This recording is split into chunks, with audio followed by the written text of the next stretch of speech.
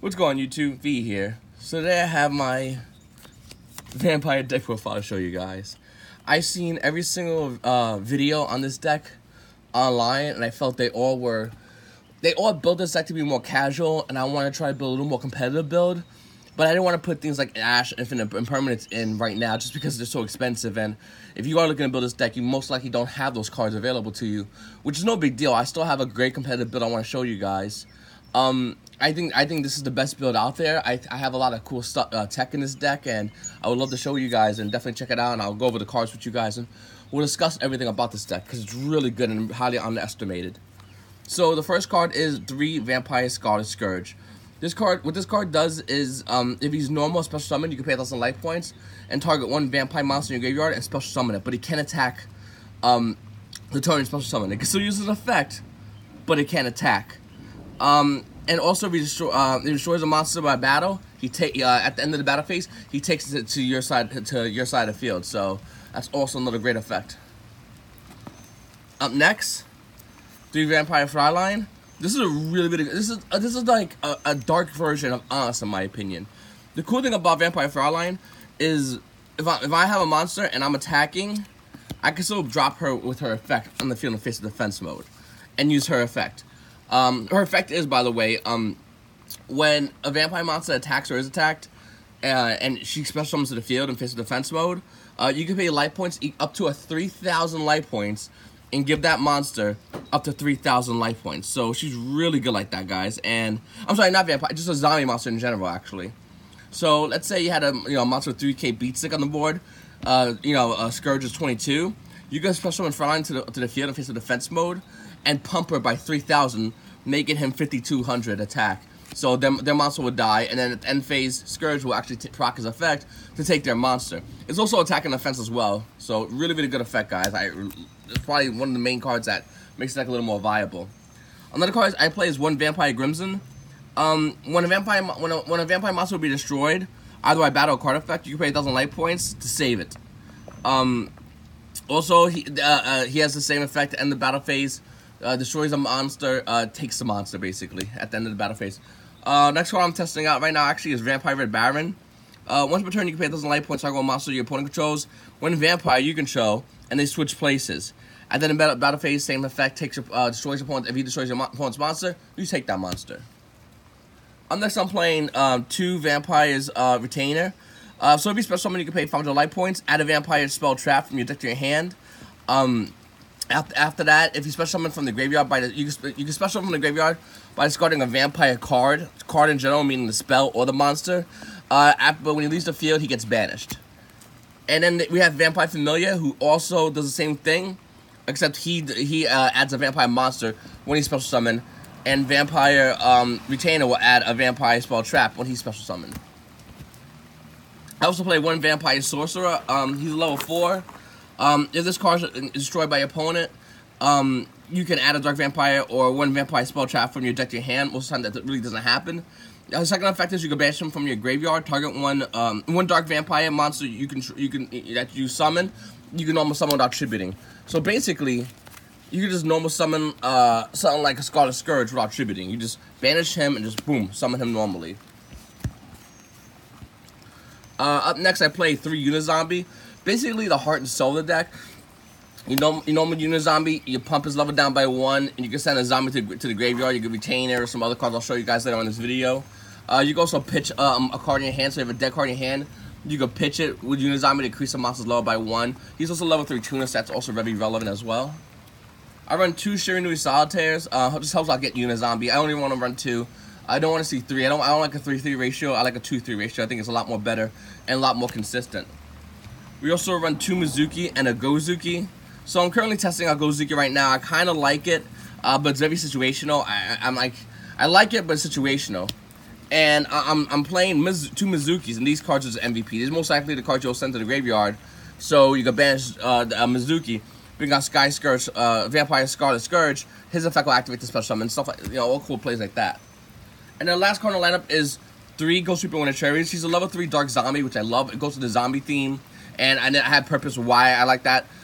She's a tuner, so she still has viability, and also it's a monster. Her effect is basically just clean your opponent's board. You know, we're playing against Brandish, and a lot of Brandish like to bring out, you know, the Brandish Link monsters. Or you're playing against Ultra guys and you want to get rid of Hexia. You're playing against Gokis, you want to get rid of Firewall, you want to get rid of Isold. And instead of going on building those decks, if you don't want to build those decks, you can use this card to stop those decks. And a lot of times you hit like an Isold, you hit like a Firewall Dragon, you hit Brandish Maidens. You're playing them; those decks are not playing at such a lower pace than you that you just can easily overcome those decks and beat them down. Another card I'm playing is Vampire's Domain. Okay, so Vampire's Domain, that says basically you can pay 500 life points, and you could normal summon during your main phase. You can normal summon one vampire monster in addition to your regular normal summon. Also, every time a vampire monster does damage to your opponent, you gain that life points back, which is huge. So if you got a Fraulein on board, hold on a second. If you got a Fraulein on board, and she's swinging in, or she's pumping a Scourge, or she pumps herself too, by the way. Her attack's kind of low. She's about 600. So you got a Fraulein board, and you got Scourge with Vampire's Domain out, and she pumps him to 3k, and you attack, and you do 5,200 to your opponents. You're gaining 5,200 life points, which I like a lot, which makes Vampire Domain, it helps balance the deck out a lot. I really, really like that a lot. Another card is Vampire Desires. So this card has two effects. The first effect, you can target one monster you control, send one vampire monster from your deck to the graveyard with a level different than the monster, and if you do, the target monster becomes a level. So it modifies level, which is kind of cool because it's kind of like a version of Unizombie in that essence.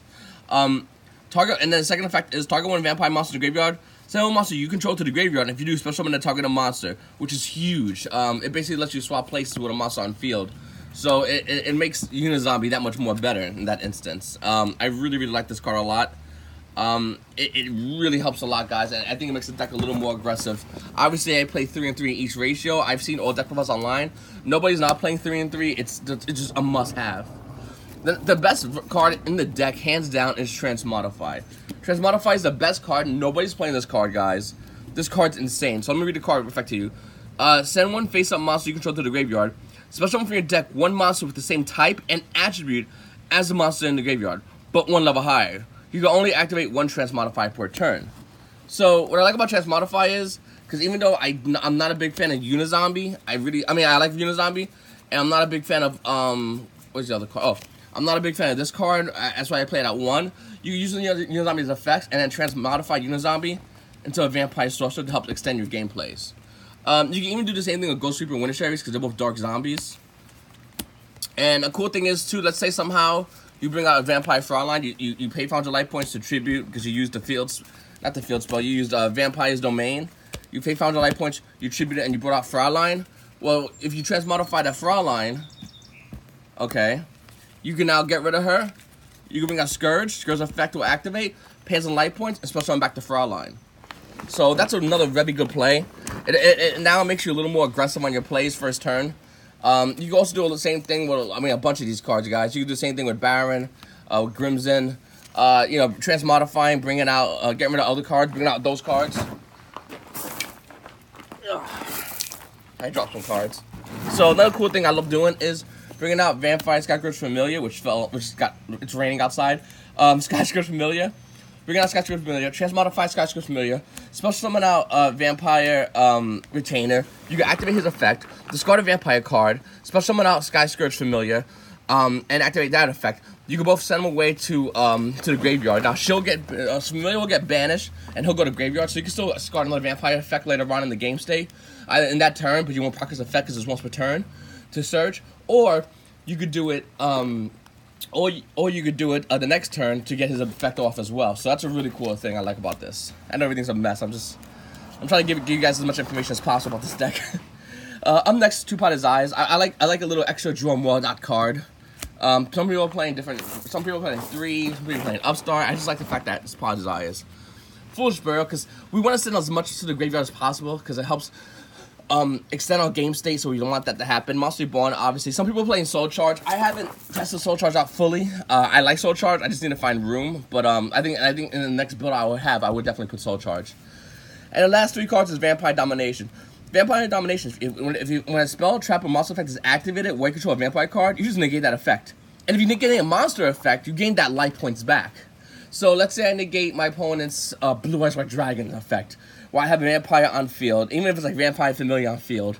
If I play vampire domination and negate, let's say blue alternative has an effect, I negate and destroy blue's alternative, and I gain 3,000 life points. This card's insane, and it's searchable, which I love. Okay, so that's basically the whole setup of the deck, guys. I'll go over the extra deck a little bit. Nothing too crazy. Nothing too wild with the extra deck, just about the same old stuff. You're gonna play 2 vampire, Dampy Vampire Sheridan. I'll read its effect real quickly to you guys. It says, if oh god, my eyes are just. If you use monsters with level that is owned by your opponent for the XYZ summon of this card, tree is level 6. So you can take your opponent's monster. You know about that whole take your opponent's monster thing that basically all the high level vampire monsters do.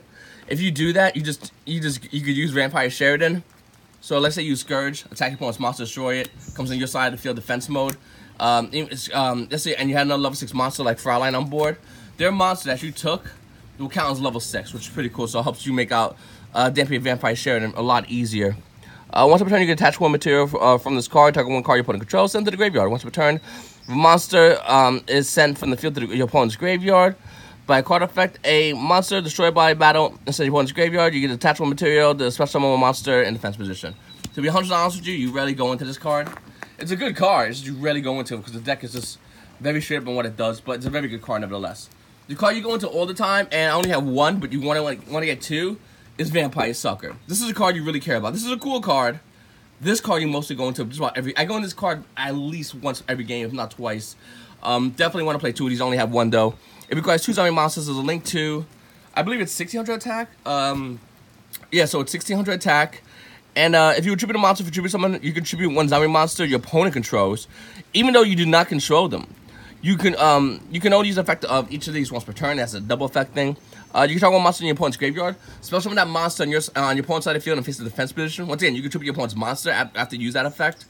If a zombie monster puts someone from the graveyard to the field, from either graveyard, sorry about that, you draw a card. That's a once per turn effect, but it's still really cool. So you bring out Vampire Sucker, you activate an effect to special summon your opponent's monster on your opponent's side of the field. You draw a card, and then you tribute your opponent's monster away for something like a Scarlet Scourge or Fraulein or Red Baron or whatever floats your boat, that guy.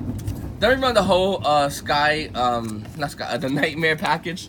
It's just one of each of the nightmares. You can run the other one. I know I don't run Mermaid. I think this is the whole perfect package. I went into this, I went into this, I went into this. I don't think I've ever went into Goblin, and I don't think I ever went into Griffin. I'm still testing these 2 cards out though. And then you can also go into Borload in this deck. It's very easy to go into Borload. If you play this deck a lot, you'll see it's very simple to go into Borload. Then I just have a bunch of cards. Obviously you change them up, but I got about 6 cherry targets. I would add a lot more if I was you guys.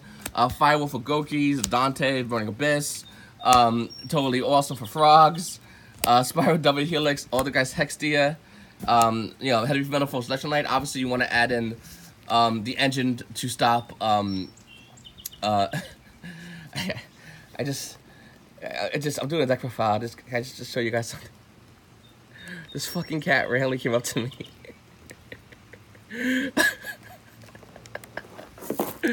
Just randomly came out to me. Just randomly came out. I can't even. Hey, cat. Is that bad luck? It has to be a black cat, but did they say anything about like a not so black cat? Alright guys, anyway, that's my vampire deck file. It is pouring rain outside. Sorry I got to you guys to do the video late for you guys, but that's my deck. I like it a lot and enjoyed it, guys. Please make sure to subscribe, like, comment, and everything else.